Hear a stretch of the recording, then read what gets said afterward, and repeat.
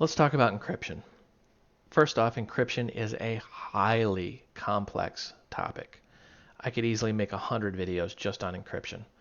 Now, you're not going to write your own encryption code for a few good reasons. Some of them being your code won't be standardized, your code won't be tested, and your code's probably going to be insecure.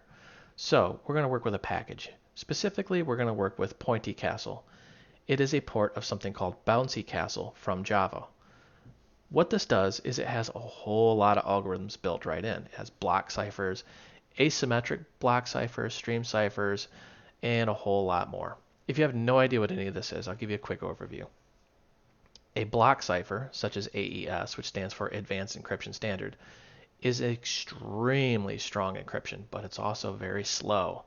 That's called a symmetrical cipher, meaning both sides line up. Asymmetric, meaning both sides do not line up, have what are called public and private keys. At the time of this recording, RSA is not working in this implementation, so we won't be covering asymmetric. And it's a highly advanced topic anyways. But just understand the difference between symmetric block ciphers and asymmetric block ciphers. With symmetric, you have a single key. With asymmetric, you have two keys, a public and a private.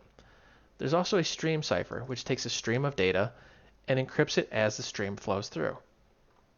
There's different block cipher modes, and these are highly complex modes we won't cover, but just understand there's different ways of doing this. Pretty much one of the defaults is cipher block chaining, but cipher feedback mode is also a pretty good one too. Now, padding, this is used specifically for certain functions, such as asymmetric block ciphers. You have to have a certain amount of padding in there. Digests, you may have heard of some of these, like an MD5 hash or SHA-256. What this does, this is called a one-way hash. You take a data and you examine the data and you build a set of numbers based on that data. What this is good for is determining if the data has changed. So for example, let's say I have a file on my website. You want to download the file, but you want to make sure that nobody's tampered with the file since I last did it. I would make a one-way hash. You would make the hash, and you compare the two together to make sure they match up. All right, there's a whole lot more, as you can see, but that's pretty much what we're going to cover. So let's flip in, and let's actually start working with this. First thing we're going to want to do is, you guessed it, we need to install this package. So let's go out to our dependencies, and let's follow the directions on how to install this. This is one of the features I love about Dart, and I mean absolutely love. It can be a highly complex package, and you know what? It is just dead simple to install. Update your pub spec, and if it doesn't update for you automatically, we'll just go out here and show in files.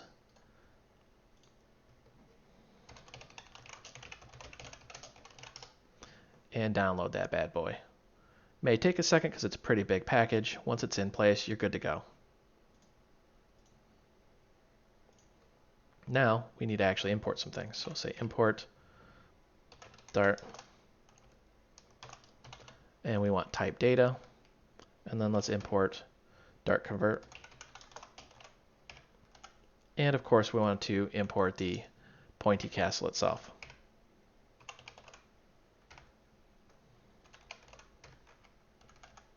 All right, so let's make a digest here.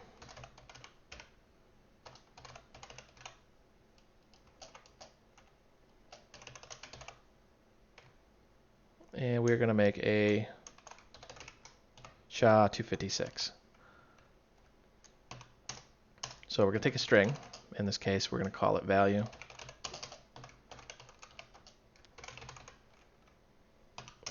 And we want to process this. So let's say we want a uint 8 list. This stands for unsigned integer 8-bit list hash. And let's make a new. And let's go ahead and say from list.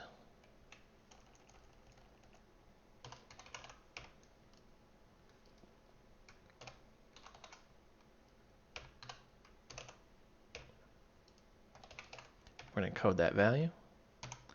So what are we doing here? Well, we're taking that string, encoding it with UTF-8, and then shoving it into an unsigned 8-bit integer list. Whew, that's a mouthful. Now, why do we have to do this? Because it's expecting the data in a specific format. So let's take our new uint8 list. And let's call this the hash.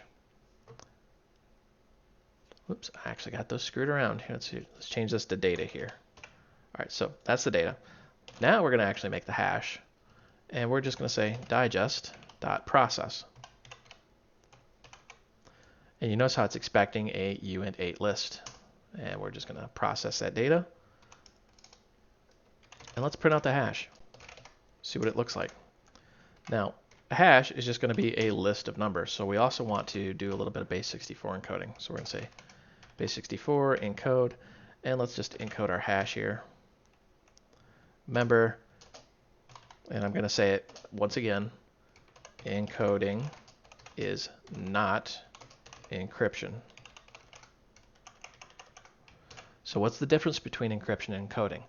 And encoding is meant to be encoded and decoded very easily. There's really zero protection there. You're just flipping bits around and putting them in a different format, where encryption is meant to hide the data. So for example, let's say you have a diary. Your diary does not have a lock on it. Somebody can easily open up that diary and rewrite things in there, things that you never did. However, if your diary has a big lock on it, no one's going to be able to open that. That's the difference. So let's go ahead and run this and see what this looks like here. You can see this is our actual hash. It's just a series of bytes. And this is the base64 coding representation of that. And this is typically what you'll see out on the internet when they want you to compare hashes. So just understand that the encoding is not the hash and encoding is not encryption. There's the actual hash right there. So what this hash is it takes the SHA-256 algorithm, processes the data, in this case hello world. So if we were to just change something about this, like let's just say add an extra space, you'll notice the numbers are completely different. And that's because the data has changed, therefore the hash has changed. But if we change the data back, the hash should go back the way it was.